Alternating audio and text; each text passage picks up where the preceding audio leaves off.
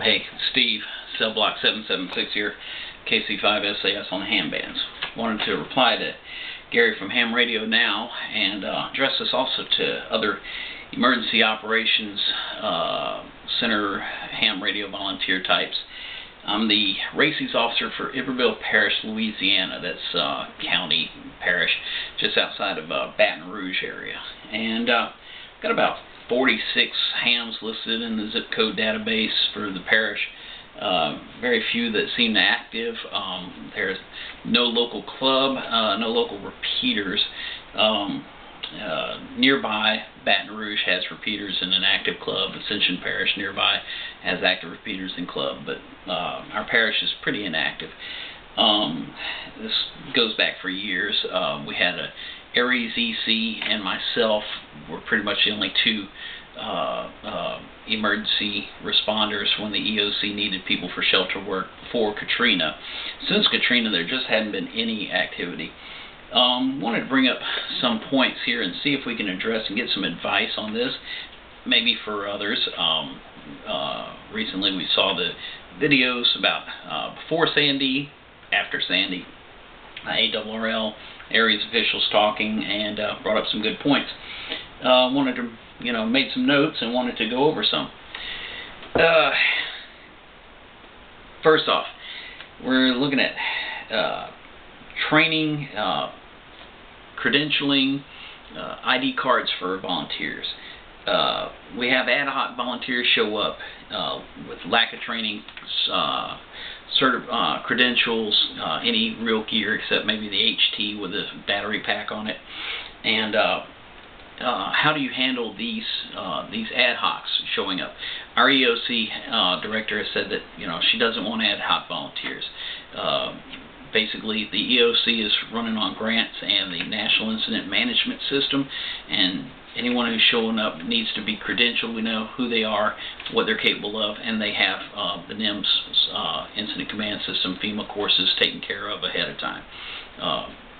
I've taken, of course, a bunch of these courses in-house and online. They're not that hard to do, but a lot of people buck at the idea of having to do it. How do you handle these ad hocs who show up with just an HT and no real training, haven't been to the EOC before, so no one knows who they are, what they're capable of? What about recruitment? How do you get volunteers to come in? In the past, here we've sent off mailers to all the local hams saying, hey, everyone, the Emergency Operations Center needs volunteers during disasters. Come out, help us out. Be there when the storm hits or after the storm hits, and help out with communication to the shelters, the EOC, whatever's needed. Had very little to no response from the local hams to these letters or calls. Basically, we want to get them on a list, a mailing list, a phone tree list, so we can call them ahead of time. We know who they are, what their license certification is, what training they have ahead of time, what equipment they can bring to it. Just like when you sign up for Aries, you have you give your EC a little form to fill out with your information, your contact information, and the equipment you can bring to the fight. What about the gear? Instead of just showing up with a guy shows up with an HT, are you providing the gear? Is the gear provided by the agency or the EOC, and is it paid for by that agency or EOC through grants or donations? How are you getting it? In the past, we've had EOC stations on desk for emergencies. Basically, all that's paid through grants. Are you basically depending on the volunteers to come as you are and show up with their own gear? Staffing. We're having a major problem with staffing here. If you get sent to a shelter to help out, you could be stuck there on your own for a day or so. Are you finding the same problems in your areas? Are you having problems getting release for your people in the shelters once they show up there?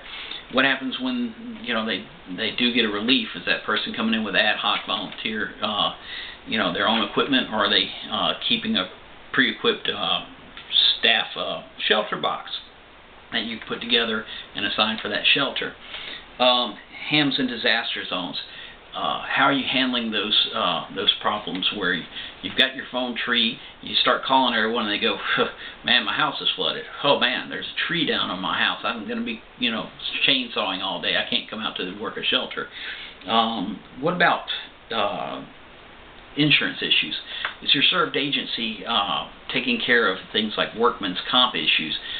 You've got a guy who goes out to work in the shelter, ends up getting injured somehow when debris falls, or he slips and falls and hurts himself. Now, how is that covered?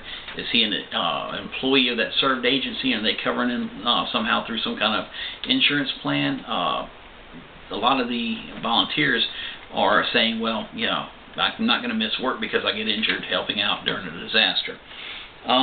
Importance of training before a disaster. How are you getting it across to your people that, you're a ham, you know how to work these, but we might be using some other kind of system. We might be using some other mode that you're not familiar with. Are you getting these hams into classes ahead of time? Are they showing up at the EOC or your chapter headquarters and sitting down around a table, on a monthly or semi-regular basis for training and to address some of these issues? And how are you dealing with that? There's a lot of other issues. Past problems with served agencies. We've had some agencies that said, you know what, we really don't need hams, and thank you very much, only to call us back after a disaster and go, you know what, we were wrong, and how are you handling those issues? What about difficulties with clubs? In the past, I've seen where one club finds out that another club is involved with a certain agency and will not pass on information about them needing volunteers. Won't even want any of their club members to volunteer because of some bad blood between certain cliques in those clubs. How are you addressing those issues? And basically, that's some of my thoughts and everything. Thanks to Gary from Ham Radio Now for interviewing the New Jersey ECs and SECs. Want to keep on getting some of this good information. I'm interested in learning more about the modes they're operating on. Interested in learning what worked and what didn't work for them. Around here, it's mostly been 2 meters simplex and repeater use.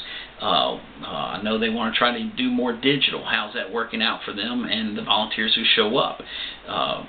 And also, the importance of getting the information out there after a disaster. We can talk about it.